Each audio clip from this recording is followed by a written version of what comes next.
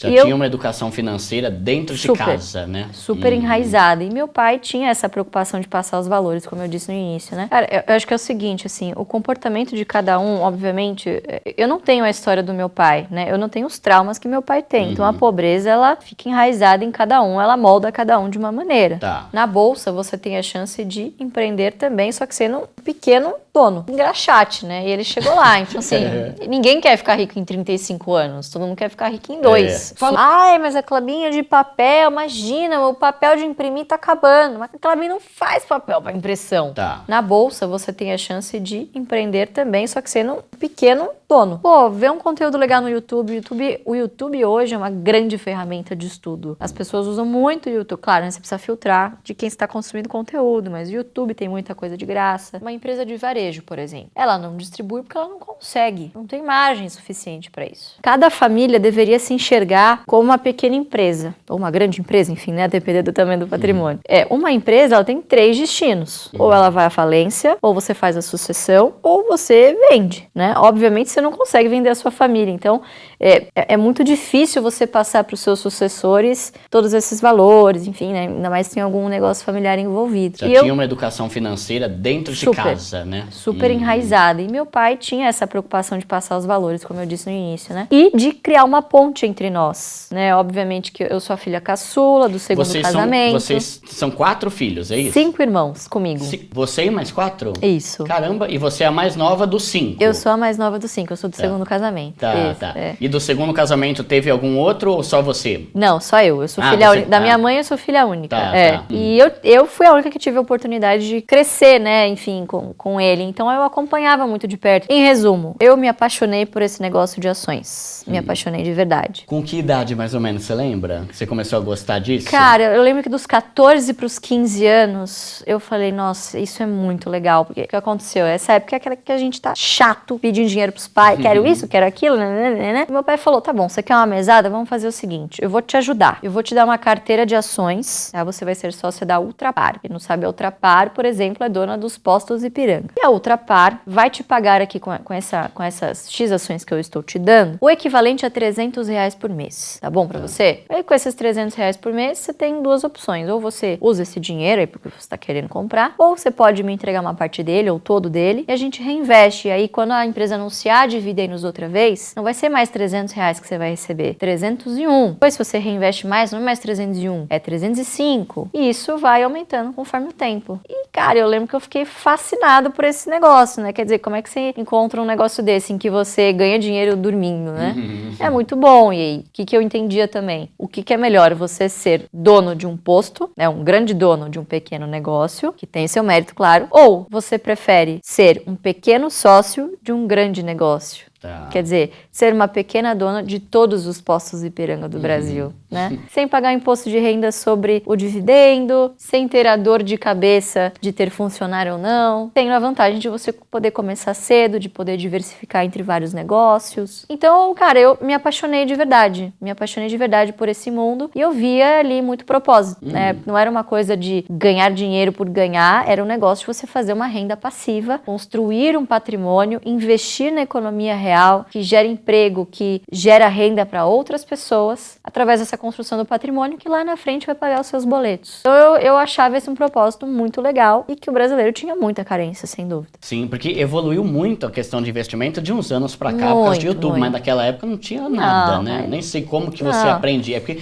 você aprendia com seu pai, mas sei, no curso, nem sei o que tinha, né? É que assim, 15 anos. As coisas eram muito analógicas, né? Não tinha curso nem nada disso, mas eu já sabia alguns conceitos básicos, eu sabia alguns tickers, então qual é o código da ação. Então eu ia com meu pai pro trabalho e ele falava, até quando eu comecei a estagiar dos 16 para os 17, eu falava, pai, e aí, por onde eu começo? Não sei o quê, já li todos os livros, Dele, não. Primeira coisa que você tem que aprender aqui é como é que abre uma conta, coisas básicas de como funciona uma corretora, você tem que decorar todos os tickers. Que são os códigos. Mas naquela época já tinha bastante corretora ou era mais banco? Não, era o contrário. Tinha bastante corretora média, era bastante fragmentado o mercado. Porque não era famosa, tipo essas que existem hoje, assim? Não eram essas famosas que existem hoje. O mercado passou por vários ciclos, né? Então, década de 90 teve uma consolidação muito grande dos bancos, né? Depois, o que era banco, as corretoras começaram a se pulverizar, que foi ali mais ou menos a situação dos anos 2000. E aí de 2010 para cá, começou um movimento contrário, né, de consolidação. Você teve movimentos muito importantes de mercado. Então, tecnologia,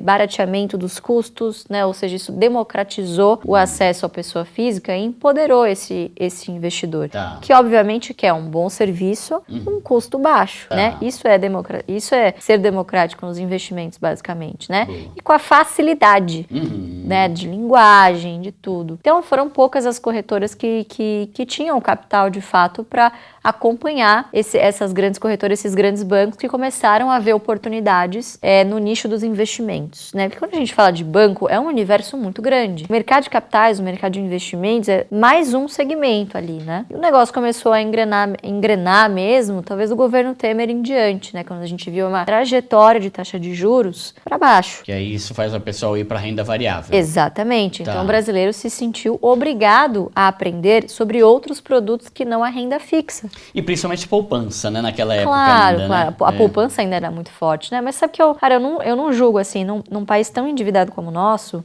o cidadão que tem um dinheiro guardado, seja ele até na poupança, já é uma vitória, né? Melhor do que você ter dívidas e não ter nenhuma reserva de emergência. E aí, sem dúvida, a gente tem que aprender a comemorar as pequenas vitórias também, né? É verdade. Pô, só de ter juntado essa grana aí já foi um pontapé. E aí o que você falou assim é o seguinte, né? Então, quando os juros, a taxa de juros, a taxa Selic tá alta, a galera fica na renda fixa. Quando a taxa de juros cai, tem uma migração para ações, fundo imobiliário, renda variável. É meio que esperado esse movimento. Exatamente. E foi o que aconteceu ali nessa época aí que você falou.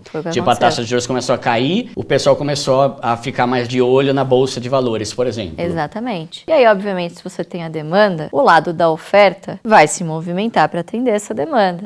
Então, a gente teve muitas melhorias para o consumidor, para o cliente final, que é justamente essa guerra entre corretoras de taxa zero. E como, obviamente, rentabilizar o negócio. E a gente chegou nesse momento agora em que todo mundo tem taxa de corretagem zero, né, que é o custo para você investir. Mas e agora? Como é que eu ganho dinheiro? Então, agora que a taxa de juros está subindo de novo, o COI voltou, né, que são os produtos estruturados, oferta de renda fixa. Então, hoje, ninguém mais fala de ações. E qual que é o resultado disso? Boas empresas também são penalizadas por esse fluxo inverso. E aí que surgem as oportunidades. Boa. Mas aí, você então decidiu em algum momento que isso seria a sua vida. Eu quero ir para a área de finanças e investimentos. Você chegou a fazer facul, por exemplo, relacionada a isso? Fiz facul relacionada a isso. Eu fiz Mackenzie, economia, primeiro. Aí quem faz 4 anos faz mais 2, né? Faz 6. Aí com mais 2 anos me formei em contabilidade, cara. E foi aí que, nossa, se eu tivesse feito contabilidade, nada contra os economistas, meus amigos economistas, fico até triste quando eu falo isso. Mas, cara, a contabilidade é de fato, Warren Buffett tem razão, é a linguagem dos negócios. Se você entende pelo menos o básico de contabilidade, você consegue transformar os números ali numa história. Cada trimestre a empresa vai te contando uma historinha em fotografia. Quando você vai juntando essas várias fotografias ao longo do tempo, você tem todo o filme. E aí, obviamente, é a contabilidade, através dos números, que vai fazer esse papel de te dizer se a empresa é boa ou não, como é que o negócio funciona, tal. E é verdade que você descobriu que o seu pai era riquíssimo no jornal? Foi na revista Exame, cara. O que aconteceu? Foi em 2012. Maio de 2012. Eu nunca vou esquecer isso. E as pessoas falam, imagina, que isso? Ela já sabia que ela era bilionária. Cara, assim, não se falava disso na minha casa. Por quê? A pessoa que tem o patrimônio muito ligado em renda variável não pode se apegar muito a isso. Dou um exemplo pra você, na pandemia mesmo. O patrimônio do meu pai saiu de 3 bilhões em ações para 900 milhões. Caramba. Quer dizer, ainda é muito dinheiro, ainda dá pra, né, alimentar 10 gerações. Um terço do negócio, caiu pra Mas, cara, você caiu de bi pra mi. Aham. Né? Então, assim, se você não tem o sangue frio, se você não exorciza esse negócio do patrimônio e não foca no dividendo, na renda que esse patrimônio te gera, você fica maluco, você não consegue sobreviver nesse mercado por muito tempo. Então, não era uma coisa importante de se falar em casa. Não era, o que ia me agregar? E falar, sou bilionário. Não, cara, a gente tinha uma vida muito legal. Eu morava no interior de São Paulo. Tive um privilégio muito grande. O colégio que eu fui uma criança muito feliz. Nunca me faltou nada. Sempre fui uma puta privilegiada. Eu tenho noção disso. Mas eu nunca fui uma criança, uma adolescente que usava Chanel desde criança, sabe? Você já vê essas criancinhas hoje, né? Tudo no logo, né? Fala, minha Nossa Senhora. Então, assim, era Lilica Repelica, normal. Era, pô... Lecheval, né? O tênis. Então, bom, você vê pela... Lecheval não, né, Duda? Lecheval até que era bonzinho, né? Pelo amor, Duda. Vocês viram a roupa lá com 5, 6 anos, pô. Simples, não tinha nada de luxo. A gente morava num sítio. A gente fazia viagens, né? Meu pai sempre incentivou muito que a gente viajasse, conhecesse outras culturas. Então, o nosso grande hobby, assim, coisa mais fora da curva era viajar. Mas não tinha eu não morava num palácio como é de se esperar de um bilionário, eu não convivia os círculos high society de São Paulo. Nada disso, eu me vi como uma criança normal, cara. Então, quando eu cheguei na faculdade, eu vim pra cidade grande, né? A gente que mora no interior, quando eu vim pra São Paulo, fica meio assustado. Quando eu vim pra cá pra estudar, eu ainda morava no interior, então eu pegava o ônibus... Onde vocês moravam? Mariporã. Mariporã? Mariporã, tá. Não é tão longe de São até Paulo. Que é perto, né? É relativamente perto, mais interiorano. 50 quilômetros, 60 quilômetros, né? Já é um climinha mais interiorano, já fala porta. E eu pegava o ônibus na rodoviária de manhã, às 4h45, pra chegar na facu às 7h30, saía meio-dia e meia, ia estagiar, 6 horas de estágio. Pô, chegava em casa 8, 9 horas da noite, estudava, dormia, acordava 4 horas da manhã e repetia tudo de novo, né? E aí, um belo dia, 2012, tava lá na faculdade, passando em frente de uma banca de jornal com uma amiga. Tava lá, gente, meu pai, na capa da revista Exame, e a capa era: as maiores fortunas da bolsa, conheça os bilionários brasileiros. Meu pai, ele não me deu R$300 por mês de mesada. Caramba. Meu sonho é passar na banca e ver meu Duda. Não, eu não sou teu pai, não. Mas deixa eu dar um recado. Pai, se você for bilionário, por favor, para de esconder esse segredo, porque eu não aguento mais ser pobre, né? Pelo amor de Deus, eu não vejo a hora de botar um funcionário decente aqui em vez do pobrezinho. Caramba, mas que doideira isso, hein, meu? Doideira. E mudou muito na tua mente? Cara, você chegou em casa e falou, pai, que palhaçada é essa? Não, assim, né, obviamente que algumas coisas mudaram pra mim. Eu queria esconder meu sobrenome, não por vergonha nem nada disso, mas, pô, por medo do que o pessoal ia falar, até por segurança. Que uma vez que tá na mídia, né, obviamente que aguça a curiosidade das pessoas, enfim, os julgamentos. Então, cara, 16 para 17 anos, eu tava na faculdade, começando a vida, muitas inseguranças. Você tem outro sobrenome? Não, só Bartz. Só esse? Só Bartz. E aí eu usava... Não tem um Silva ali no meio pra dar uma sorte? Silva, aí eu usava o Freitas, que é da minha mãe, o nome do meio da minha mãe. Eu vou casar pra mudar de nome. Não vem com essa, hein? Eu já entendi o seu jogo. Pobrezito, sim. Sai daqui, pobrezinho, seu zoião. E, então, obviamente que isso criou, assim, muitas inseguranças, né? Cria inseguranças na cabeça de uma jovem, mas eu já tinha isso muito em mente, que eu queria trabalhar com meu pai, queria aprender o ofício dele, e meus colegas da faculdade falavam, imagina, é um absurdo, o que você tá fazendo no Mackenzie, né? Pô, Mackenzie é legal, tal, mas você devia estar em Harvard, e eu, estudando lá fora, Oxford, o que você tá fazendo aqui? Eu falava, cara, em Oxford, em Harvard, não ensinam o que meu pai tem pra me ensinar.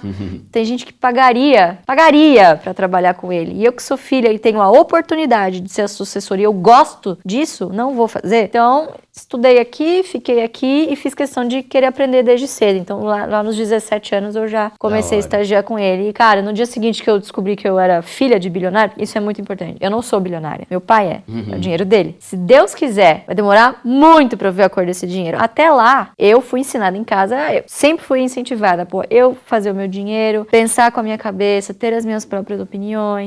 Isso é muito importante. Pensando nisso, deixa eu só fazer um parênteses aqui. O seu pai, ele é o maior investidor pessoa física da bolsa, isso, né? Isso. Eu vou falar aqui porque ele já falou 500 vezes, né? Mas, pessoal, só pra você ter uma noção, quanto que acha que é R$1.015.000 por dia que ele ganhou? Por dia, isso aí. Gente, se eu ganhasse só os 15 mil por ano, já tava feliz, gente, né? Mas, mano, é muita coisa, né?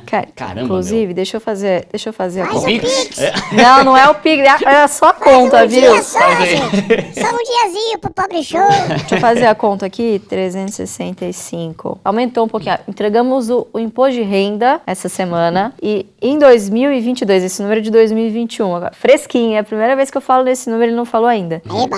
1.100.000. Primeira mão, peraí, para Brasil! Brasil! Para. Informação muito importante aqui. Quanto que foi? Números aqui, ainda a verificar, tá? Ainda não foi auditado este número aqui, mas aproximadamente 1.126.000 por dia. Caramba, vai tomar banho, meu caramba. Batalhou pra caramba, Muito. Foi persistente, a gente vai falar sobre isso aqui, inclusive, né? Só que aí, antes da gente entrar na parte de ações, duas coisas que eu queria saber. O seu pai, ele é conhecido por ter hábitos muito simples. Verdade. Você herdou isso ou você acha que você é mais... que gosta mais de esbanjar e tem uns negócios assim? Você acha que você puxou isso ou chegou um momento que você falou, peraí, mas dá pra ter, sei lá, sabe? Cara, eu acho que é o seguinte, assim, o comportamento de cada um, obviamente, eu não tenho a história do meu pai, né? Eu não tenho os traumas que meu pai tem. Então a pobreza, ela fica enraizada em cada um, ela molda cada um de uma maneira. Então o que tá muito enraizado no meu pai é essa prioridade do trabalho, de poupar, que eu acho que são valores muito bonitos, inclusive, que é não descartar as coisas, né? Então é você persistir não só nas coisas, mas nos relacionamentos, nas suas relações com as pessoas, né? Hoje tudo é muito descartável, né? Tudo é muito perecível. Pô, eu acho legal eu ter o exemplo em casa, ao invés do meu pai, por exemplo, jogar uma camiseta fora ou doar uma camiseta, ele vai lá, ele costura. Então é tudo muito cultural, né? Da geração dele. Na minha já é um pouco diferente. Então, obviamente, pelo esforço do meu pai e da minha avó, principalmente, eu não conheço o que é ser pobre. E nem gostaria. Então, eu, obviamente, com o meu trabalho, fruto do meu trabalho, eu tenho o meu dinheiro, eu gasto aquilo que eu acho que é necessário. Agora, eu gasto muito menos aquilo que eu poderia. Qual que é o meu crivo, né? Eu acho que tudo é sempre sobre você fazer escolhas inteligentes na sua vida. Então, como é que eu mantenho as minhas finanças pessoais? Eu gosto de ter custo fixo baixo. Então, pô, eu pago um aluguel, é num lugar legal, mas eu pesquisei, sabe? Eu tô num lugar acessível pro meu orçamento. Eu não gosto de ficar esbanjando no dia a dia, sabe assim? Mas pra quê? Pra eu poder exagerar um pouquinho mais no que eu gosto de fazer, que é no custo variável, que são nas viagens. Eu amo viajar. Pô, pra caramba, cara. Nordeste, eu tento estar lá pelo menos uma vez a cada 2. Eu amo o Nordeste brasileiro, né? Tô sempre lá. É um continente, o nosso país, né? Uma maravilha, cara. Dá de mil agora nesse verão europeu aí. Tá doido, pessoal. Valorizem o nosso Nordeste aí, que é maravilhoso, né? Eu tô sempre viajando, principalmente aqui pelo Brasil. Eu amo viajar. Você já foi pra Osasco? Já fui pra Osasco. Lá é top, em primeiro mundo, hein? Eu moro lá. Já fui pro Osasco, com certeza. Mas, então, é sobre isso, assim. Eu né? valorizo muito mais, por exemplo, ir viajar do que nada contra também. Acho que cada um tem que ser livre pra fazer o que quiser com o seu dinheiro, sabe? Isso é o capitalismo e legal. Eu prefiro muito mais, por exemplo, ter uma grana pra viajar confortável, levar meus pais pra viajar, sair com as minhas amigas, não sei o quê, do que andar de Rolex, 1000 coisas, sabe assim, toda de Gucci e tal. Eu gosto de umas coisinhas, obviamente, uma bolsa legal, um sapato legal, mas não sou de ficar gastando, não sou de ficar. Eu penso muito antes de comprar. Oi? Boa. Seu pai sabe que você tá aqui no programa de pobre? Sabe? Ele vai assistir, inclusive. Vou dar pra ele assistir. Se ele viesse aqui, eu até pagava passagem de trem pra ele, mas ele não fazia. Manda um abraço pra ele. Um abraço, seu Luiz Barsi. Ele anda de trem, falam, né? Às vezes até. Andava. É que agora ele deve estar mais parando, mas tem o ficando trem mais dele, em casa. meu. Ele tem o próprio trem. Ele é tem um dono da vagão. CPTM, né? Ele tem um vagão só pra ele. Meu, aí outra coisa, você tava falando assim, né? Que é algo muito legal. Que você quer se esforçar e você quer alcançar as coisas pelo seu esforço, pelo seu estudo, pelo seu trabalho. Você sofre com gente que tenta tirar o teu mérito? Ele é assim porque ele é filho do Barsi. Por isso que eu fiz questão de falar o que eu falei aqui no começo, entende? Sim. Porque, tipo assim, eu não te conheço. E quando me falaram de você, já me veio na cabeça. Tipo assim, aleatório. Vai ver, a mina é mó burrona, não sabe nada, mas é filha do cara lá e é famosa, sabe? Só que depois eu fui estudar e fui ver que você é analista CNPI, você tem formação, você é conselheira de empresa, uma parte de coisa. Sim. Enche o saco um pouco, tipo assim, se é que você sente isso, mas alguém te tratar por você ser filha dele. Porque assim, pelo tanto de coisa que você faz, daqui a pouco o teu pai que vai ser conhecido por ser teu pai, né? E não você por ser filha dele, né? Mas é uma consequência natural. Quem construiu tudo, e esse é o momento de mostrar para as pessoas quem construiu, é o momento dele brilhar. Então eu não tenho a pressa, não existe competição entre nós de quem é o melhor, de quem. Cada um tem a sua história, cada um vai ter os seus desafios particulares, né? Obviamente que quando eu tava começando na internet, eu me sentia muito insegura, isso me afetava muito. Existe demais. Cara, é a única coisa que o pessoal tem pra falar sobre mim. Eu sou filha de um cara rico. Legal, e o resto? Ninguém nunca falou que eu sou incompetente, que eu sou burra, que eu não tenho 2 graduações, 2 pós-graduações, um pós-MBA, sou conselheira de empresas de capital aberto. Quase igual o pobrezito. Quase ali. E tá solteira, Duda. Fala aí, tudo que você faz aí hoje, porque como que é esse negócio de ser conselheira de empresa, por exemplo? Olha, porque você tem a AGF. Isso, né? tem a AGF, que é o nosso maior orgulho. Então, como eu disse lá atrás, né, ele fez um estudo lá, que se chamava Ações Garantem o Futuro, provar que ele não era louco. Ah, mas pera, isso aí é estratégia, né, de longo prazo? Peraí que eu vou chegar nessa pergunta. Vai chegar, então eu tô confundindo as coisas aqui. Então, a gente tem o AGF, que é o Ações Garantem o Futuro, empresa de hoje, já vamos falar disso, que é a empresa educacional que eu montei com meus outros 2 sócios. Educacional. As bases são educacionais. Em breve, vou falar sobre o futuro já. Então, a gente tem a empresa. Eu comecei atuando como conselheira profissional em 2016. Então, eu comecei, obviamente, sendo indicada pelo meu pai. Mas você começou cedo, então, né? Comecei. Porque você é nova. E a 2016 foi 7 anos, sei lá. 7 anos. Caramba. O que é ser uma conselheira? Olha, eu gosto de definir o seguinte. Minhas bases sempre foram da área de análise de ações. O que eu fazia como analista CNPI? Meu papel era estudar setores, estudar empresas a fundo e dizer para as pessoas, compra, mantém ou vende. Então eu tinha que dar um diagnóstico para os clientes da corretora. Eu cheguei para ser conselheira, eu tava morrendo de medo, né? Pode ser óbvio, mas o que um conselheiro faz? Aconselha. Quem? Os executivos da empresa. Em nome de quem? Dos acionistas. Então o conselheiro representa os interesses de todos os acionistas, a gente chama também de stakeholders, quer dizer, da sociedade como um todo, para gerar valor para as empresas. Então o conselho de administração é um órgão muito mais estratégico. Então não fica vendo ali os pormenores, não se mete do dia a dia da empresa. Mas, qual que é a visão de médio e longo prazo, para onde vamos, no que vamos investir, sucessão da empresa, cultura organizacional, clima, enfim, cuida da estratégia, né, como um todo. O conselheiro fiscal fiscaliza os atos da administração. Não é o cara que vai olhar ali o balanço na lupa para ver se tem alguma inconsistência contábil, né? É o cara que vai olhar procedimentos e controles internos, auditoria interna, compliance e vai pedir os documentos necessários para garantir que a administração esteja cuidando da empresa direitinho pro acionista. Então, o conselheiro fiscal, ele trabalha direto pro acionista. E eles são eleitos naquele evento que eu falei para vocês, que é a Assembleia. Então, a Assembleia é um evento muito importante para quem é um pequeno sócio de uma empresa. Você vai lá e com as suas ações você vota sim ou não nas matérias. Então, aprovar as contas, aprovar quem são os conselheiros, né, que vão te representar. Por mais que você ache que você não mova o ponteiro, é importante você saber quem está sentado lá tomando as decisões por você. Afinal, você vai querer ter esse investimento por muito tempo na sua carteira, você é um sócio, você vai querer saber se você vai receber dividendo ou não. Toda uma questão de interesse sobre aquele investimento que você tem na sua carteira. Então, era esse o meu papel. Quando eu cheguei em 2016 no meu primeiro conselho fiscal, foi na Unipar, o meu pai me colocou lá. Obviamente que o meu pai foi a porta de entrada com as ações dele e ele me elegeu. E ele falou, olha, você precisa começar a aprender. Lembra quando você estava com muito medo de começar a trabalhar na casa? Esquece, isso aqui você vai tirar de letra. Você vai fazer a mesma coisa que você faz como analista, só que para quem você vai dar o veredito, para quem você vai dar o conselho? Para o executivo. Então, o que aconteceu? Eu encontrei o meu nicho. É tão pouco cultural na nossa sociedade a gente falar de mercado de capitais, que pouquíssimas pessoas em conselhos tinham esse background de análise, de saber analisar empresas a fundo. Você tem até pessoas do setor financeiro, muitas pessoas ex-financeiros, engenheiro, advogado. Esse era o perfil médio básico. Mas você não tinha ninguém que entendia de,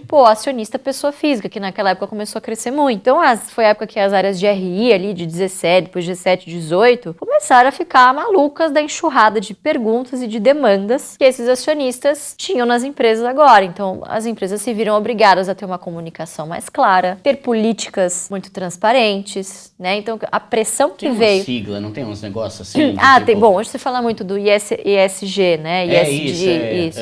Também é uma das... Essa pressão veio de quem? Primeiro veio dos grandes acionistas institucionais, dos fundos, e hoje também é uma pressão dos acionistas pessoas físicas que se interessam cada vez mais em saber para onde vão os recursos da empresa que eu invisto, né? Tá. Então, eu me encontrei nesse nicho. E é uma responsa grande essa função pra aí. caralho. Né? Desculpa, não sei se pode falar. Pode falar palavrão. A gente gravou com o Lucas Pitt agora. Então eu levo isso aqui. O dele é... Tá parecendo... Muito, pra caralho, porque é o seu CPF que tá em jogo. É o seu CPF que tá em jogo. Então, alguma coisa que você não foi diligente, que você não viu ali, recai, obviamente, sobre o seu CPF. Para começar, por que você decidiu investir e priorizar ações em vez de fundo imobiliário ou alguma outra coisa de renda fixa ou alguma coisa, sei lá, tipo, é que criptomoeda não tinha ainda, né? Mas sei lá, ouro, dólar. Por que ações? Legal. Quantas pessoas você já ouviu falar, ou que já saíram em capa de revista, ou na lista da Forbes, que a sua biografia ficou bilionário investindo na renda fixa? Não é nenhum. Não existe, cara. Tá. A maioria dos caras que são bilionários, que fizeram muito dinheiro, foram empreendendo. Tá. Na bolsa, você tem a chance de empreender também, só que sendo um pequeno dono do negócio. Então, vamos ser honestos, nem todo mundo aqui tem a vontade ou tem a oportunidade de montar o seu próprio negócio, certo? Muita gente quer fazer carreira em empresas, gosta de alguma profissão e quer perseguir isso. Então, para essa pessoa que ali tem um salário, que tem uma renda ativa fruto do seu trabalho, você tem a oportunidade de se tornar sócios de negócios já consolidados através da bolsa. Então, é ali que eu me via, cara. Eu nunca me vi, vou ser bem honesto com você, eu nunca me vi empreendendo. Eu amava esse negócio de analisar ações, eu me imaginava assim, meio que uma carreira igual a do meu pai, do tipo, vou analisar, vou ter clientes, etc, etc. E essa grana eu vou investir e lá na frente, não sei se vou ficar bilionário ou não, mas pô, vou ter uma vida muito boa com isso e vou estar feliz aqui fazendo o que eu faço, entendeu? Então é meio que mais promissor e é o que você falou, né? Dificilmente você vê um bilionário que ficou bilionário com poupança ou renda fixa, ou até às vezes fundo imobiliário também é muito mais difícil, esse negócio exponencial, assim, Os fundos é muito mais difícil, né? Falando agora de fundo imobiliário, né? Meu pai sempre briga, isso aqui é uma porcaria. O pessoal pega isso aí pro coração, cara. Fica chateado, fica, nossa, o quê? E aí vira matéria, né? Mas é porque a gente já teve algumas experiências não muito boas. O fundo imobiliário, ele é uma categoria de produto relativamente nova. Porque 2009, talvez, 2010. Não me lembro agora de quando é essa regulação, mas é um produto relativamente muito novo ainda. Então não deu nem tempo ainda de dizer que se poderia tornar alguém bilionário ou não. É verdade. Eu, particularmente, acredito que não. Tá? Porque qual é a característica, por exemplo, de um fundo imobiliário para crescer? Ele precisa captar. Então, ele constantemente precisa subscrever cotas, certo? Dos seus cotistas. Se em determinado momento você, ano após ano, não conseguir subscrever isso, você vai sendo diluído. Segundo ponto, boa parte dos fundos imobiliários cumprem à risca a distribuição de 95% dos seus lucros mensais. Então, dificilmente, numa estrutura que você não consegue se alavancar múltiplas vezes como uma empresa, e que você delega 100% as decisões para um gestor, etc., você conseguiria atingir as mesmas capacidades, né, de rentabilidade ao longo do tempo como uma ação, né? É o que eu acredito. Então é só por não gostar de perder tempo mesmo, por gostar de empresas, né? A gente também não investe no segmento imobiliário, a gente não tem construção civil, segmento imobiliário na carteira, justamente por essa coisa cíclica, né? E aí, então, vamos lá. Aí, se você puder explicar pra gente a estratégia, mas antes, deixa eu só tirar uma dúvida. Com ações, a gente tem basicamente duas formas de ganhar dinheiro. Sim. Primeiro é com a valorização da ação. Perfeito. Ou seja, a empresa começar a crescer pra caramba e a grana que eu botei lá, consequentemente, aumentar, né, proporcionalmente ali. E a segunda é a empresa ser grande pra caramba e distribuir bons dividendos. E aí, mesmo que ela não cresça, os dividendos que vão ser a parte que me agrada. Exatamente. É basicamente isso. Exatamente. Tá.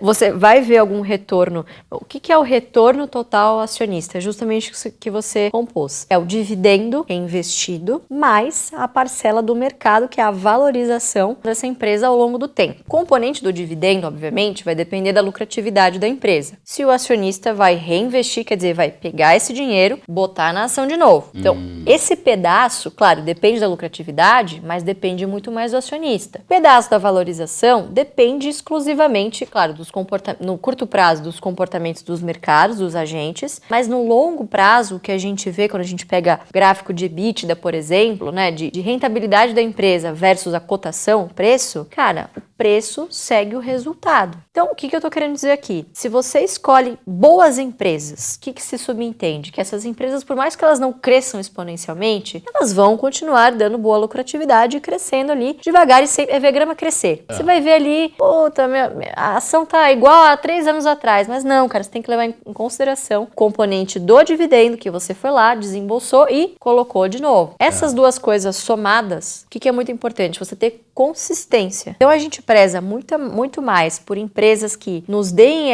esse crescimento lento e certo, vamos dizer assim, distribuindo dividendos, do que empresas que tendem a ter ganhos exponenciais, porque isso pode acontecer ou não, né? E a chance de não acontecer é grande, principalmente agora com taxa de juros lá em cima. Então a ideia da estratégia é você investir em empresas já consolidadas. Isso. E que sempre muda, né, o dividendo, né, de tempos em tempos, ou tipo assim, como que eu sei se uma empresa vai distribuir o dividendo para todo mundo que é acionista, ou se ela vai pegar uma parte da grana e investir nela mesma, legal. E o resto dividir? Muito bom, tem regras para isso. Então a nossa lei, o que a lei das SAs, né, das empresas de capital aberto, dizem? Pelo menos 25% do lucro tem que ser distribuído. 25%, um quarto. Entretanto, todas as empresas vão ter estatutos, é a carta magna de cada empresa. É esse documento que vai valer, até inclusive frente à lei. Então a lei fala, é 25% se a empresa for omissa. Como assim omissa? Se a empresa não disser nada no seu estatuto, na sua carta magna ali, cara, é 25%. Tá. Agora, se ela disser ali, o meu dividendo mínimo obrigatório do acionista é 50%, cara, essa é a lei da empresa.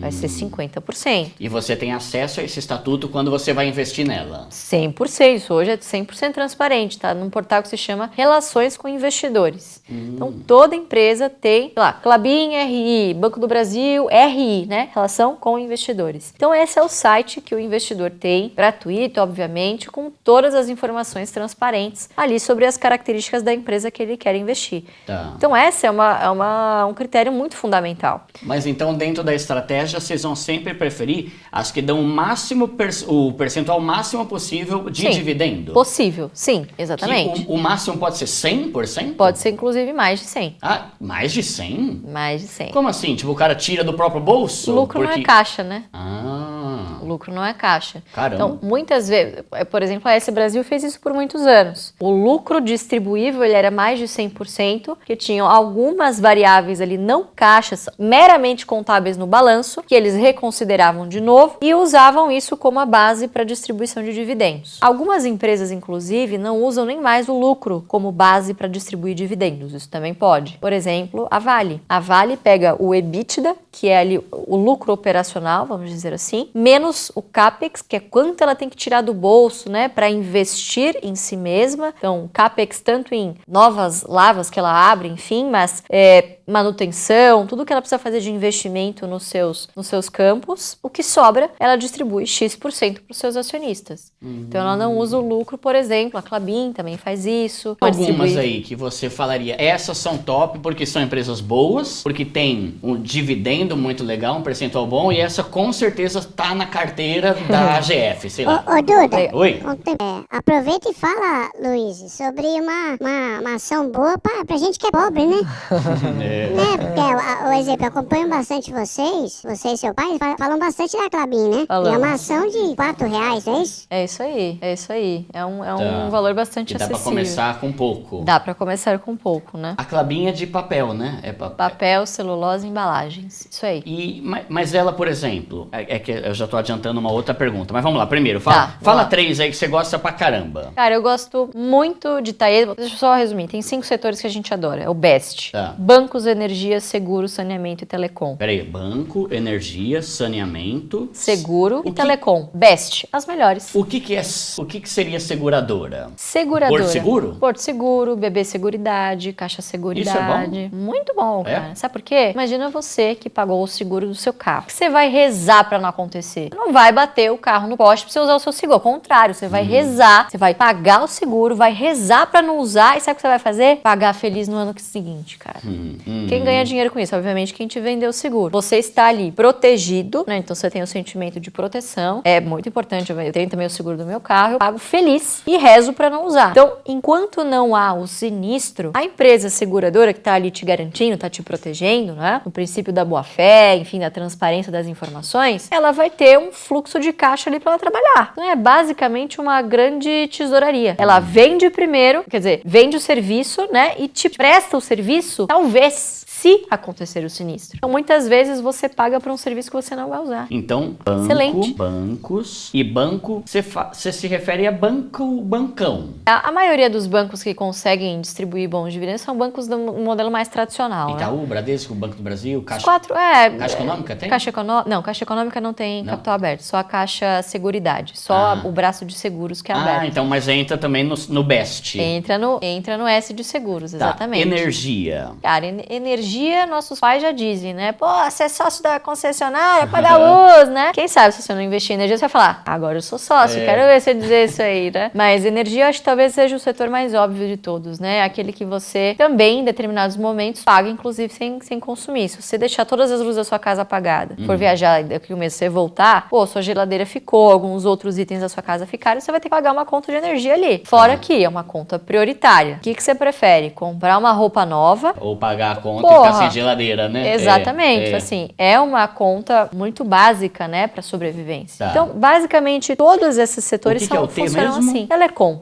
Telecom. Que hoje, basicamente, não é mais telefonia, né? É dados. Internet, tudo. Internet, dados, exatamente. Vocês não entram na tua lista aqui de BEST, por exemplo, empresas de tecnologia? Não, cara. Então, não? É outra Porque configuração. você acha que é uma coisa que oscila muito e que tem muito vai e volta, assim? Exatamente. Então, a gente tem que pensar qual é o seu objetivo e quais são as empresas que se encaixam nesse objetivo. Que é o de dividendo e longo prazo. Exatamente. Quer dizer que você precisa fazer só essa estratégia? Não. Tô te dando aqui o caminho das pedras para uma estratégia que te dê uma renda lá na frente. Se você achar que outra parte da sua carteira tem que estar em techs ou outras oportunidades que você acha que tem potencial, a gente não vê problema nenhum nisso. Ô Luiz, só que é assim, o dividendo, ele vai ser proporcional ao tanto de ações que você tem, né? É verdade. Só que pensando nisso, quem é pobre não vai crescer o zóio mais em uma empresa que pode estourar e crescer 10 vezes do que numa que paga dividendo, só que ele não tem muita ação. Entende? Tipo assim, pra eu receber um dividendo significativo, eu tenho que ter ação pra caramba de algum lugar, né? É verdade. Isso não é meio desanimador pra quem é pobre? Cara, meu pai era engraxate, né? E ele chegou lá. Então, assim, ninguém quer ficar rico em 35 anos. Todo mundo quer ficar rico em 2. Um ano, amanhã, se possível. Então, claro que é desanimador. Mas tudo que é importante na vida, tudo que vale a pena, cara, exige prioridade, disciplina, paciência. O empreendedor também fica rico do dia pra noite. Pô, tem muita relação, né? Sim. No início do negócio. Então, claro que existe essa tentação. Mas aí, veja só o que acaba acontecendo. O cara tem R$1.000, vai, sei lá, R$1.000 pra investir. O que ele vai ter que fazer pra ter uma grande rentabilidade? Ele vai ter que apostar tudo em uma só. Ou 2 no máximo. Porque não adianta também colocar uma merrequinha em cada uma, né? E você os R$10 vai virar 100, né? Você não vai ver nem dividendo, nem valorização. Botou R$100 numa empresa. Pô, legal, fera, multiplicou 1000 vezes, agora você tem... Entendeu? Então, assim, são prioridades, né? Do que você quer. E a disciplina e a constância de investir pensando ali... Exatamente. Exatamente. Porque é o seguinte também, com essa estratégia, como é que você ganha dinheiro? A empresa precisa subir, certo? E você, pra ganhar dinheiro, precisa saber o timing de vender. Quem fica muito, muito, muito rico também não fica do dia pra noite, cara. Por exemplo, quem enriqueceu com Magazine Luiza? Provavelmente 2 ou 3 gatos pingados lá de acionistas, alguns fundos. E todo mundo só falou depois que já aconteceu, né? E os próprios Trajano, a própria família Trajano. Mas por quê? Quanto tempo demorou até o IPO ali, sei lá, em 2015, acho que a empresa ainda tava numa draga desgraçada, e como começou a mostrar que, pô, ia sair, né, ia decolar, pouquíssimos acreditavam. Quer dizer, é só quando virou moda que o pessoal começou a comprar, de 2019 em diante. Sei lá, quantas pessoas tiveram ganhos de 1000%? Vamos ser honestos. Com 50% você já venderia. 100% no máximo, pô, tá bom demais, fiz 100% aqui. E aí o que acontece? Você vai comprando esses papéis que estão na moda, cada vez mais caro. Quando você vai ver, o momento que você apostou a grana alta que você ganhou nesse tempo, é quando a ação começa a despencar. É a reversão do ciclo. Então existe sim essa tentação de você querer usar a bolsa como uma alavanca pra você ficar rico de repente. É isso que se vendem, né? Você não precisa aprender, ter a ânsia de aprender tudo de uma vez só. Isso é impossível. Vai aos poucos. Comece a entender como é que funciona o BEST. E nesse sentido, a estratégia de vocês, a gente pode dizer que ela é mais prática e menos trabalhosa? Muito menos trabalhosa no operacional. As pessoas dão muito valor ao operacional, assinar 1000 casas de análise, fazer 1000 cursos de gráfico, se preocupam muito pouco em, por exemplo, entender. Ó, coisas que eu já ouvi, por exemplo, sobre a Klabin, que eu tô sempre falando aqui. Ai, mas a Klabin é de papel, imagina, o papel de imprimir tá acabando. Mas a Klabin não faz papel para impressão. O cara te tira muito pouco tempo da análise dele para entender o que a empresa faz e gasta muito mais tempo ali em tentar descobrir o caro, o barato, qual que vai ser o mínimo, onde é que eu acerto, prever o futuro. Se preocupa muito mais com o desnecessário. Mas é impossível você prever para onde vai. Exemplo, né? Eu tô dando um exemplo. Mas aí a Klabin, por exemplo, ela faz outras coisas, porque de fato, né? Caderno se usa cada vez menos. Mas, por exemplo, você falou que embalagem ela faz? Isso. Embalagem já é uma coisa que se usa muito, papéis mais nobres, né? Papel cartão, principalmente. Então, se você vai no mercado, lá no churrasco, você compra, sabe aquele pack, assim, que vem da cerveja? Cara, aquele papel especial, aquele papelão, papel cartão, é Klabin. Isso tem um alto valor agregado.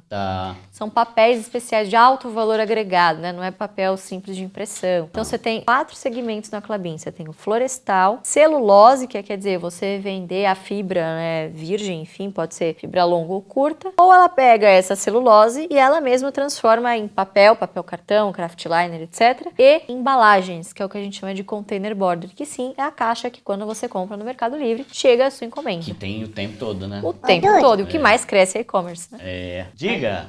Tá dando uma olhada aqui, ó. Klabin, 1899. O que, ó? Foi criada. A fundação, cara. Centenária. 124 anos. Da hora, hein? Sobre o mesmo controle então, familiar. assim, já sobreviveu a muita coisa, né? Guerra. Olha, duas guerras, olha. Interessante. Muito bom. Agora, Pobrezito, você consegue colocar aí as estatísticas lá da B3 pra gente dar uma olhada aqui? Agora, Duda. Eu coloquei aqui, eu peguei lá no site, umas estatísticas falando sobre os estados, sobre a faixa etária, esses negócios, né? Deixa eu ver, esse daí, sobe um pouquinho aí, Pobrezito. Esse aí tá na faixa etária, tá? Vamos lá ver. Contas ali, ó, homens, a gente vê que a maioria é entre 26 e 35 anos, né? Sim, pau a pau, né? Com 36 a 45, né? Até 15? Dá pra menor de idade investir na bolsa? Sim. É mesmo? Você tem no CPF com 0 anos, seus pais são seus responsáveis legais, você já Amanhã eu vou tirar um CPF, então. Não, você tem 13 anos. Ai, gente, esqueci, não pode falar a idade, é uma criança que tá trabalhando. Mentira, galera, já é maior de idade. Tá, então a primeira coisa é isso, né? Entre 20... tá bem equilibrado ali, né? Entre 26 e até 45, né? Tá bem equilibrado. Tá, boa. Mas você vê, em contas, né? Você vê que em valor financeiro, olha onde tá a maioria da grana. Nossa, os mais idosos. Claro. A galera que começou antes, né? Que tá há quanto tempo na bolsa. Caramba, interessante isso aí. Peraí, então deixa eu só entender aqui. Ali, ó, a maioria, 1.600.000... Vai, vamos pegar homens e mulheres. 2.045.000 investidores entre 26 e 35 anos, só que equivale a só 7% do total lá. Do valor. Do valor. Enquanto maior de 66 tem só 211.000, só que tem bem mais percentual ali, né, em valor do que a galera. Galera, tem que começar a investir cedo pra você... Todo o valor tá praticamente da faixa etária dos 46 até os maiores de 66 anos. Cara, nossa, é o tempo. Caramba, né, meu? E se você não começou cedo, não tem problema, mas obviamente você tem que compensar. O aporte financeiro tem que ser maior do que o que deveria ser quando você era mais jovem. Nossa, da hora. Qual que é a outra aba que tem lá em cima, Pobrezito? Estado. Vamos ver só por estado, por curiosidade. Boa. Deixa eu ver, percentual. Nossa, 47% é de São Paulo? Caramba, será que é isso mesmo? Nossa, Sudeste domina, cara. Bom, felizmente ou infelizmente, né? Mas... Nossa, mas é muito, né, meu? Quase metade é de São Paulo. É muito. É a Faria Lima, né? Faria Lima, Paulista. Rio de Janeiro também bastante, Minas Gerais, Rio Grande do Sul, Paraná, Santa Catarina. Nossa, mas é bem... Tudo bem que a população aqui também é bem maior, né? A densidade demográfica aqui é bem maior, mas mesmo assim, né? Mariporã tá cheio. Mariporã, é bom que Mariporã é um estado, né? É um estado, né? Estado independente. É da São Paulo, Mariporã. Bota aí, vê o último lá. O último eu acho interessante. Lá, a outra aba lá, Pobrezito. Essa eu quero ver. É muito maior ainda a quantidade de homens, né? Por exemplo, a 2023, 76, quase 77% dos investidores na bolsa são homens. Sim. Você sente que isso tá mudando e melhorando? Sim. Até com base na experiência da GF, essas coisas, você sente que a mulherada tá começando a investir mais? Se você pega o crescimento percentual de alguns períodos agora no passado, as contas de mulheres cresceram mais do que a de homens. Quer dizer, o aumento de contas foi maior nas mulheres do que entre os homens, né? Então, como a disparidade ainda é muito grande, a gente está em torno ali de 25%, 26% são mulheres, né? Mas esse número já foi menor do que 15% no passado, né? Então, essa é uma coisa muito interessante, né? Claro que se você quiser quiser incentivar as mulheres a estarem aqui, você precisa ter uma linguagem que se comunique com as mulheres. Mas, cara, quem você tem que incentivar são os homens. Imagina se, vamos supor, por exemplo, uma estrutura familiar em que até hoje impera essa mentalidade de que é o homem que cuida do dinheiro da casa. Né? Ambos trabalham, tal, mas, poxa, a mulher não tem tempo. Vai falar com teu pai, né? Sobre dinheiro. Ah, não, isso aí, essa conta do celular aí, fala com seu pai. Ele que tá cuidando do dinheiro, ele que cuida do dinheiro da família. Por quê? Porque a mulher também tem o segundo trabalho em casa, geralmente, né? Então, isso ainda é muito comum na nossa estrutura familiar. Então, se a gente fala pra esses homens, e a gente fala muito isso, cara, incentiva a sua namorada, a sua esposa, a sua companheira a investir também. Sim. Tudo bem vocês fazerem isso juntos, mas façam essa divisão das finanças de vocês, né? Boa. Incentivem. E a gente tem histórias muito legais de casais que fazem o nosso curso e hoje, minha filha, a mulher é que toma conta, tá? Oi. A mulher é que fala, amiga, você não vai fazer isso não. Nós vamos seguir o plano, porque a mulher tem isso, né? É mais meticulosa, tende a, não digo não arriscar tanto, mas tende a mais ser... Mais pé no chão, mais cautelosa. Mais pé no chão, exatamente. Ela até arrisca, mas ela sabe o que ela tá fazendo. E o homem vai na empolgação. O homem tende a ser, agora é o meu momento de ficar rico. Exatamente. Sim, mulher costuma ser mais pé no chão, né? Tem alguns estudos, inclusive, que já comprovaram isso empiricamente, né? Que mulheres têm características de bons gestores, né? Mais do que homens. Que legal. Então, homens, valorizem aí e dá uma atenção com relação a isso que ela tá falando, tá? Não queira ser controlador, não queira ser, não sei o que, não. É um casal, então se você tá aí com a sua esposa, incentiva ela também a estudar. E esposas, que tem muita esposa que sofre com um marido ruim de dinheiro, viu? O que eu recebo de mensagem, Duda, em nome de Jesus, Duda, o que eu faço com essa anta que tá aqui do meu lado?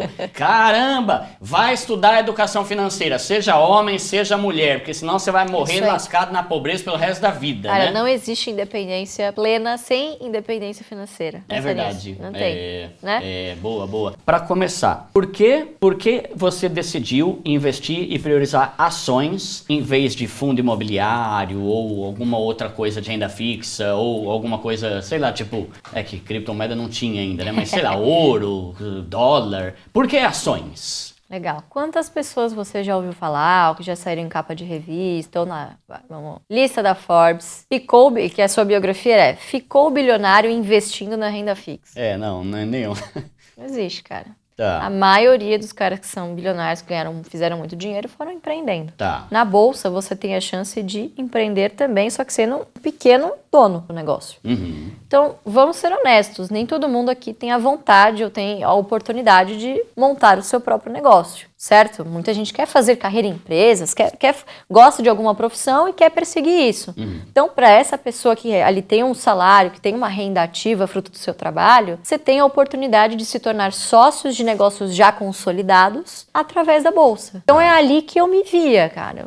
Eu nunca me vi, vou ser bem honesto com você, eu nunca me vi empreendendo. Eu amava esse negócio de analisar ações, eu me imaginava assim, meio que uma carreira igual a do meu pai, do tipo... Vou analisar, vou ter clientes, etc, etc. E essa grana eu vou investir e lá na frente, não sei se vou ficar bilionário ou não, mas, vou ter uma vida muito boa com isso e vou estar feliz aqui fazendo o que eu faço, entendeu? Então é meio que mais promissor e é o que você falou, né? Dificilmente você vê um bilionário que ficou bilionário com poupança ou renda fixa, ou até às vezes fundo imobiliário também é muito mais difícil, esse negócio exponencial, assim, Os fundos é muito mais difícil, né? Falando agora de fundo imobiliário, né? Meu pai sempre briga, isso aqui é uma porcaria. O pessoal pega isso aí pro coração, cara. Fica chateado, fica, nossa, o quê? E aí vira matéria, né? Mas é porque a gente já teve algumas experiências não muito boas. O fundo imobiliário, ele é uma categoria de produto relativamente nova. Porque 2009, talvez, 2010. Não me lembro agora de quando é essa regulação, mas é um produto, um produto relativamente muito novo ainda. Então não deu nem tempo ainda de dizer que se poderia tornar alguém bilionário ou não. É verdade. Eu, particularmente, acredito que não. Tá? Porque qual é a característica, por exemplo, de um fundo imobiliário para crescer? Ele precisa captar. Então, ele constantemente precisa subscrever cotas, certo? Dos seus cotistas. Se em determinado momento você, ano após ano, não conseguir subscrever isso, você vai sendo diluído. Segundo ponto, boa parte dos fundos imobiliários cumprem à risca a distribuição de 95% dos seus lucros mensais. Então, dificilmente, numa estrutura que você não consegue se alavancar múltiplas vezes como uma empresa, e que você delega 100% as decisões para um gestor, etc., você conseguiria atingir as mesmas capacidades, né, de rentabilidade ao longo do tempo como uma ação, né? É o que eu acredito. Então é só por não gostar de perder tempo mesmo, por gostar de empresas, né? A gente também não investe no segmento imobiliário, a gente não tem construção civil, segmento imobiliário na carteira, justamente por essa coisa cíclica, né? E aí, então, vamos lá. Aí, se você puder explicar pra gente a estratégia, mas antes, deixa eu só tirar uma dúvida. Com ações, a gente tem basicamente duas formas de ganhar dinheiro. Sim. Primeiro é com a valorização da ação. Perfeito. Ou seja, a empresa começar a crescer pra caramba e a grana que eu botei lá, consequentemente, aumentar, né, proporcionalmente ali. E a segunda é a empresa ser grande pra caramba e distribuir bons dividendos. E aí, mesmo que ela não cresça, os dividendos que vão ser a parte que me agrada. Exatamente. É basicamente isso. Exatamente. Tá. Você vai ver algum retorno. O que é o retorno total ao acionista? É justamente o que você compôs. É o dividendo reinvestido mais a parcela do mercado, que é a valorização dessa empresa ao longo do tempo. O componente do dividendo, obviamente, vai depender da lucratividade da empresa. Se o acionista vai reinvestir, quer dizer, vai pegar esse dinheiro, botar na ação de novo. Então, esse pedaço, claro, depende da lucratividade, mas depende muito mais do acionista. O pedaço da valorização depende exclusivamente, claro, no curto prazo, dos comportamentos dos mercados, dos agentes, mas no longo prazo, o que a gente vê quando a gente pega gráfico de EBITDA, por exemplo, né, de rentabilidade da empresa versus a cotação, o preço, cara, o preço segue o resultado. Então, o que eu tô querendo dizer aqui? Se você escolhe boas empresas, o que se subentende? Que essas empresas, por mais que elas não cresçam exponencialmente, elas vão continuar dando boa lucratividade e crescendo ali devagar e sempre é ver a grama crescer. Você vai ver ali, puta, a ação tá igual a 3 anos atrás, mas não, cara, você tem que levar em consideração o componente do dividendo que você foi lá, desembolsou e colocou de novo. Essas duas coisas somadas, o que é muito importante? Você ter consistência. Então a gente preza muito mais por empresas que nos deem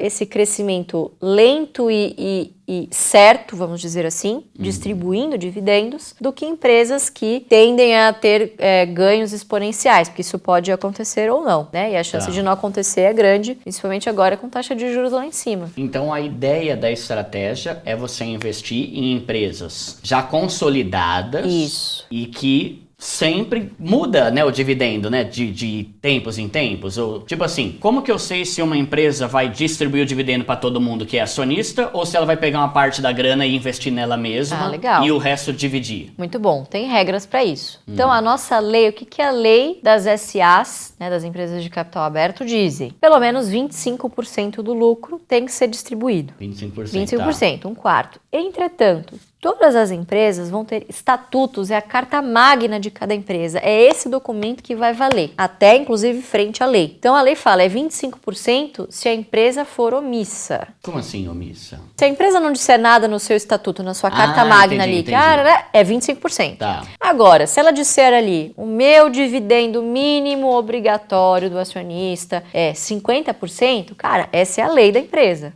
Vai ser 50%. E você tem acesso a esse estatuto quando você vai investir nela? 100%. Isso hoje é 100% transparente, tá? Num portal que se chama Relações com Investidores. Então, toda empresa tem, sei lá, Klabin, RI, Banco do Brasil, RI, né? Relação com investidores. Então, esse é o site que o investidor tem, gratuito, obviamente, com todas as informações transparentes ali sobre as características da empresa que ele quer investir. Tá. Então, esse é um critério muito fundamental. Mas então, dentro da estratégia, vocês vão sempre preferir as que dão o percentual máximo possível de dividendo? Possível, sim, exatamente. O máximo pode ser 100%? Pode ser, inclusive, mais de 100%. Ah, mais de 100? Mais de 100%. Como assim? Tipo, o cara tira do próprio bolso? O lucro não é caixa, né? Ah. O lucro não é caixa. Caramba. Então, muitas vezes, por exemplo, a S Brasil fez isso por muitos anos. O lucro distribuível, ele era mais de 100%, que tinham algumas variáveis ali não caixas, meramente contábeis no balanço, que eles reconsideravam de novo e usavam isso como a base para distribuição de dividendos. Algumas empresas, inclusive, não usam nem mais o lucro como base para distribuir dividendos. Isso também pode. Por exemplo, a Vale. A Vale pega o EBITDA, que é ali o lucro operacional, vamos dizer assim, menos temos o CAPEX, que é quanto ela tem que tirar do bolso, né, para investir em si mesma. Então, CAPEX tanto em novas lavas que ela abre, enfim, mas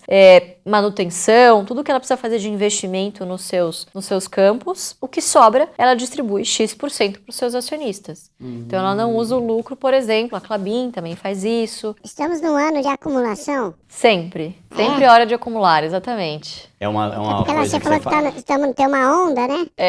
Sem dúvida, cara. Assim, a maioria, ela nunca é inteligente, né? Nunca é inteligente. Então, se você quiser fazer a mesma coisa que todo mundo está fazendo, você vai ter basicamente a rentabilidade de todo mundo. Sim. Tchau, Duda. E o que é o negócio que você fala de setor à prova de bala? É esse BEST aí que eu te falei. Eles são então. os blindados. Claro que, assim, obviamente que não é você fechar os olhos e comprar qualquer empresa destes setores. Você precisa estudar. Isso é um filtro inicial para você fazer. Você também é impensável, uma pessoa que é iniciante na bolsa, ou até eu que era analista, pessoal. Analista não analisa tudo. Cada analista cobre um determinado setor. Então, o que você faz? Você prioriza aquilo que encaixa na estratégia. Então, o que esses setores à prova de balas, né? O que esse setor BEST tem em comum, todas essas empresas? Elas conseguem ali ter uma receita recorrente, certo? É uma conta que você está sempre pagando. Todo mês após mês, você não consegue fugir desse boleto. É uma conta recorrente e que corrige a inflação. Qual a consequência disso? Extrema resiliência em momentos de crise. Cara, no Brasil a gente tem uma crise para chamar de nossa todo ano, né? Então, obviamente que a gente só vai querer ser conservador quando a merda já tá no ventilador. A gente não, a gente gosta de ser conservador sempre, devagar e sempre. Lembra sempre disso. Eu tô falando de enriquecer devagar, né? Não tô falando aqui de nenhuma estratégia mirabolante que vai te deixar rico em um ano, em um mês, nada disso. É, obviamente, fazer exatamente o que grandes investidores também lá de fora fazem, que é se tornar sócio de bons negócios que vão durar muitos anos. Só que aí, por exemplo, você investe no longo prazo, aí sei lá, vamos botar aí 20, 30 anos, por exemplo. O mundo tá mudando rápido pra caramba, principalmente nesses últimos meses e anos aqui, né? Inteligência artificial, caramba e tal. Você acha que existe um risco, por exemplo, de alguém começar... Eu realmente estou impressionado como esse negócio de inteligência artificial está mudando o mundo a passos muito largos e chega a ser até preocupante, né? Inclusive, né? Não sei se você viu agora, mas hoje em dia dá para você fazer um livro com inteligência artificial. E eu fiquei louco, porque eu tô me matando para escrever o meu. Aí quando eu acabo, agora tem um monte de gente perguntando: ai, Duda, você usou inteligência artificial? Vai te lascar, miserável. Fiquei que nem um condenado escrevendo de madrugada lá em casa, né? Eu já tenho 3, Duda. Você... Então, best-seller. Já tá vendendo. Ilustrado, né? Meu, faz capa, faz tudo essa porcaria de inteligência. Às vezes me dá até raiva essa inteligência artificial aí. Mas enfim, vocês têm que ficar muito atentos, né? Sim, aos movimentos e as mudanças do mundo, né? Porque se tá mudando tão rápido nos últimos 2 anos, imagina daqui a 20, né? É verdade. Então vocês chegam a pensar assim, se esses itens do BEST não estão tão sujeitos a uma mudança no curto prazo? Tipo assim, daqui a 5 anos não vai mais existir empresa de energia. Porque, sabe? É difícil pensar isso, né? É muito difícil se adivinhar também. Tudo pode mudar muito rápido. Mas olhando a história, claro que não dá pra imaginar que tudo vai acontecer sempre igual, mas se a gente pega as coisas que se repetem sempre, esses grandes saltos de produtividade só melhoraram a rentabilidade desses setores que eu te falei. É acreditar o que? Aí, como acionista, monitorar e se preocupar se esses gestores estão se preocupando com isso. Tá. Entende? Então você tem que acompanhar, obviamente, de perto para ver o que o pessoal tá fazendo para se movimentar. Cara, bancos é maior exemplo disso. Há 5 anos atrás, não precisa ir muito longe, 2, 3 anos atrás, qual que era a grande narrativa? Bancão tradicional, esquece, vai tudo falir, daqui 10 anos não vai ter nenhum mais, nenhum desses. E os lucros continuam bilionários aí, né? Não é isso que a gente vê, porque primeiro que não sei se vai acontecer tão rápido assim. Segundo, o banqueiro é esperto pra caramba. O que a maioria dos bons banqueiros fizeram? Cara, deixa esses negócios revolucionários disruptar o mercado. Boa parte deles vão disruptar o mercado, mas vão quebrar. Ou eu vou comprar, os que derem certo eu compro. Pior que é, né? Se você não pode com eles, não lutar contra eles, esteja ao lado, una-se a eles. Então, Itaú fez isso, por exemplo, com o XP, que disruptou pra caramba o mercado de investimentos, de assessoria. Fez isso agora mais recentemente com a Avenue, né? Então, só para alguns exemplos, né? Então, acho que fez um bem danado, tirou aí os banqueiros do berço esplêndido lá, fizeram os bancões tradicionais se movimentar, poxa, até em termos de custos, né? Então, reformulando reformulando toda a estratégia de agências, por exemplo, né? Hoje até as agências do Itaú, do Santander também são muito mais sexys, vamos dizer assim, né? Não tem mais aquela imagem de uma coisa meio quadrada. Não, pô, tem muitos que têm café, um ambiente legal, descolado, né? Então, essa estratégia ela tá mudando um pouco. E os bancos tradicionais, eles têm a vantagem de que eles já têm os clientes e já têm a estrutura física. Então, desenvolvendo a parte digital, né? É meio que uma virada de chave. Você fazer o contrário é mais difícil. Você rentabilizar um negócio que inicia pro digital e depois parte... É mais fácil para eles se adaptar do que os outros. Exatamente, até por conta de capital também. Então é difícil você virar um transatlântico, fazer a curva no transatlântico. Essas empresas vão se movimentando devagar, mas obviamente se seguir o mesmo curso, cara, bate no iceberg, né? Mas aí é função do acionista, obviamente, identificar que se forem boas empresas de fato, esses executivos estão prestando atenção nisso. Mas aí como é que funciona? Só mais uma dúvida prática aqui, pra gente já mudar pro nosso outro bloco aqui. Por exemplo, eu começo a investir em ações. Sim. Eu não tenho tempo de ficar acompanhando tudo isso. Quais opções que eu tenho? Ou eu tenho que ficar de olho o tempo todo, ou eu faço uma mensalidade numa casa de investimento, uma casa de análise, ou eu tenho um assessor para mim. Qual que é a opção para quem é mais pobre de ter ajuda nisso? Sabe, porque uma coisa é o cara ter 1 milhão e ele tem 8 assessores VIP pra ele que liga e leva café na cama pro cara.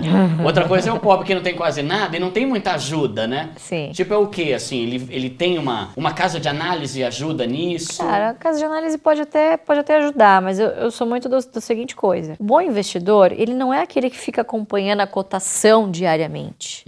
O preço, ele é extremamente importante, óbvio, mas não é aquilo que você vai ficar acompanhando. Não é pra você perder o seu sono, parar tudo que você está fazendo e só olhar o home broker, virar um louco. Boa parte da sua tarefa é, cara, sai desse negócio de fofoquei, subcelebrities, cara, tira essa meia hora que você fica lá no Instagram ou só assim lá no TikTok. Pô, vê um conteúdo legal no YouTube. O YouTube hoje é uma grande ferramenta de estudo. As pessoas usam muito o YouTube. Claro, né, você precisa filtrar de quem está consumindo conteúdo, mas o YouTube tem muita coisa de graça.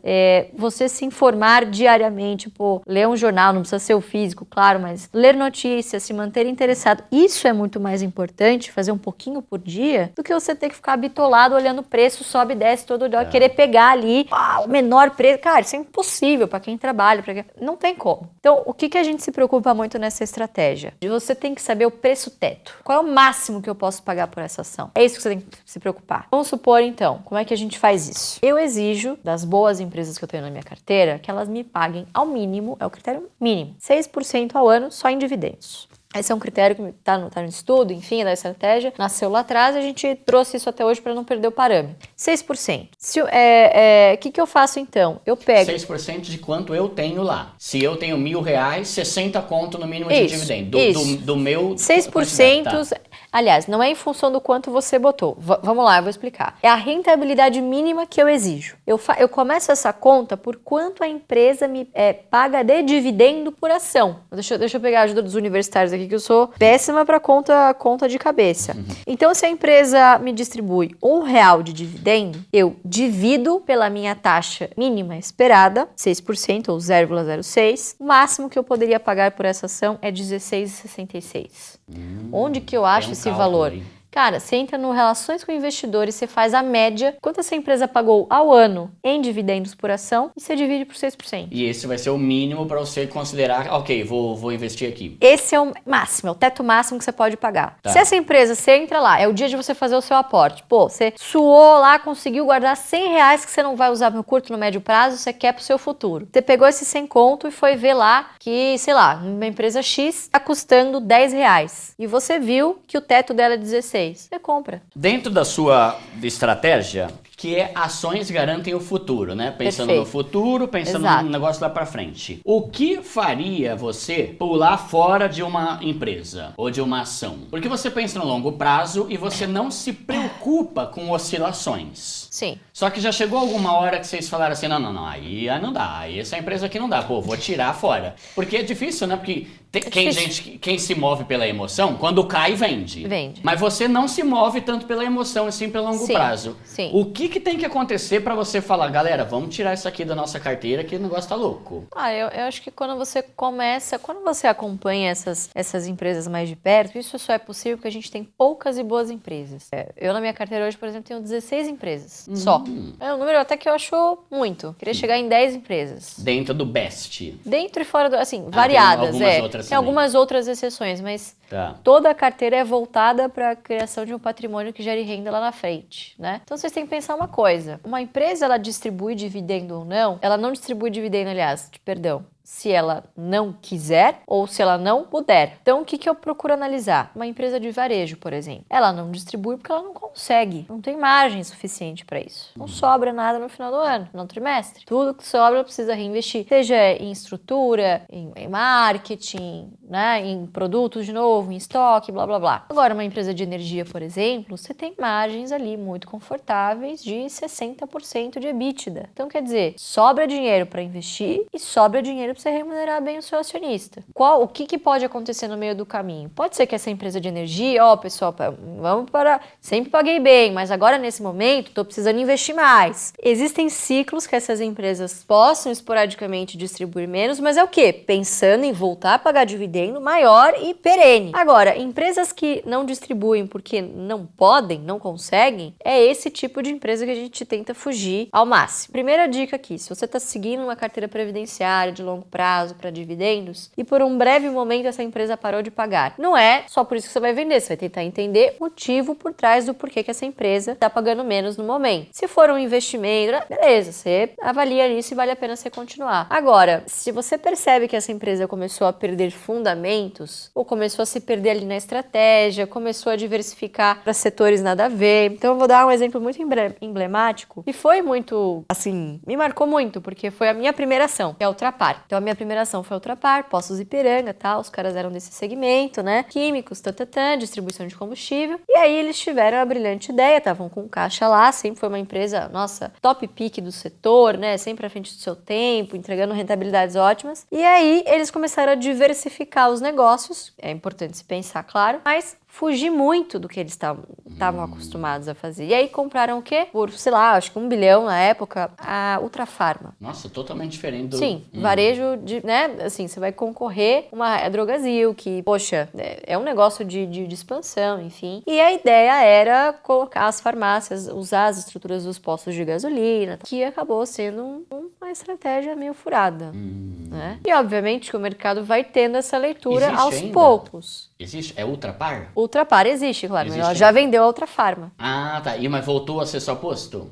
Agora voltou mais pro core business, exatamente. Exatamente. Agora tá vendendo alguns negócios que acabou comprando lá atrás, que foram, hoje entende-se que foram erros estratégicos, né? Então, tipo, uma empresa que muda totalmente a visão, a filosofia, o foco, a ideia. Isso você vai conseguindo perceber aos poucos. Você acompanha, você tá ali conversando com os outros acionistas, tal, isso é perceptível. Esse, por exemplo, foi um dos motivos que lá atrás me fizeram vender Ultrapar. Boa. A partir do momento que eu vim investindo em varejo, né, mesmo que seja farmacêutico, outro bicho, comecei a não me interessar mais, falei, cara, eu vou vender isso aqui, acho que não consigo prever o futuro, óbvio, poderia ter dado muito certo, mas não tinha mais a ver com a nossa filosofia. Não é? A empresa não estava investindo em negócios que trariam mais dividendos, entende? Vendemos naquela época, né? Vendemos. Então esse é um exemplo. Segundo motivo pelo qual a gente vende uma ação é se a gente cometeu um erro. Você cometeu um erro? Não, é o segundo motivo. Se você cometeu um erro, é claro, já cometi vários, óbvio. Mas se você comete um erro, você compra uma ação muito caro, né? Pagam muito além daquilo que deveria. Ou você comprou uma ação porcaria, às vezes no impulso, a dica de alguém. Vai subir. Tá. Cara. Mas sempre por causa de um erro seu e não da empresa, alguma coisa assim, né?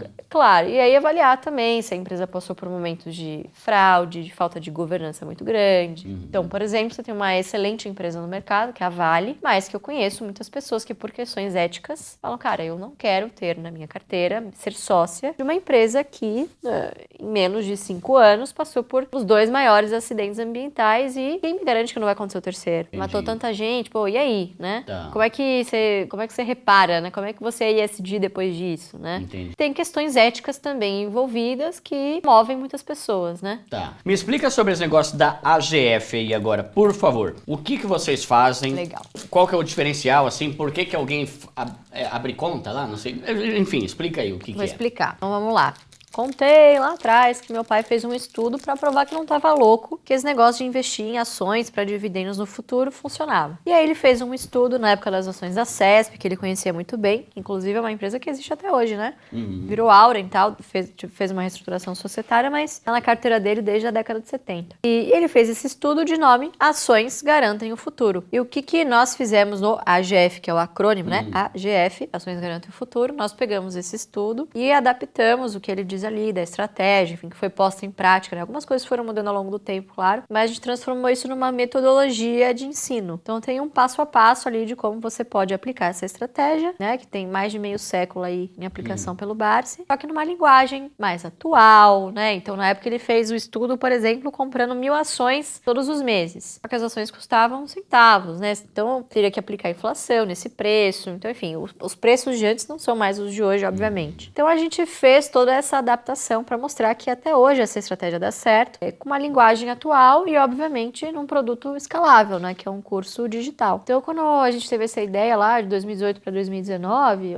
assim, honestamente, gente, eu não fazia a menor ideia de mercado de marketing digital. Eu tinha muita vontade de vir a público, de falar sobre a estratégia na internet e tal, como analista, inclusive, né? Na corretora mesmo que eu trabalhava, tinha muito incentivo para fazer vídeo, para aparecer, para, né, dar entrevista e tal. Mas eu tinha essa insegurança, tipo, já tenho uma vida estabelecida, né? Já tô construindo uma carreira como analista, como conselheira, né? Será que vale a pena? E aí, quando a gente lançou a primeira turma, cara, foi tão incrível, não assim de vendas nem nada, mas tô falando feedback das pessoas, tão gratificante você trabalhar com parte educacional, que a gente falou, cara, quer saber? Vambora. O curso era muito tosco na primeira versão, né? A gente chamou um amigo que, inclusive, foi o nosso colaborador número 1, ele é o nosso colaborador, cuida de toda a parte audiovisual do AGF, e ele falou, cara, vamos gravar aqui, óbvio, eu faço aqui pra vocês, edito, vocês me pagam aí, sei lá, me pagam um almoço aí que tá tudo certo, meio que assim. Compramos no Mercado Livre um chroma key, que tava pra um lençol horroroso, verde, né, tudo desnivelado, tudo capenga, sabe, que a gente pendurou lá no escritório do pai do Felipe, na saúde, e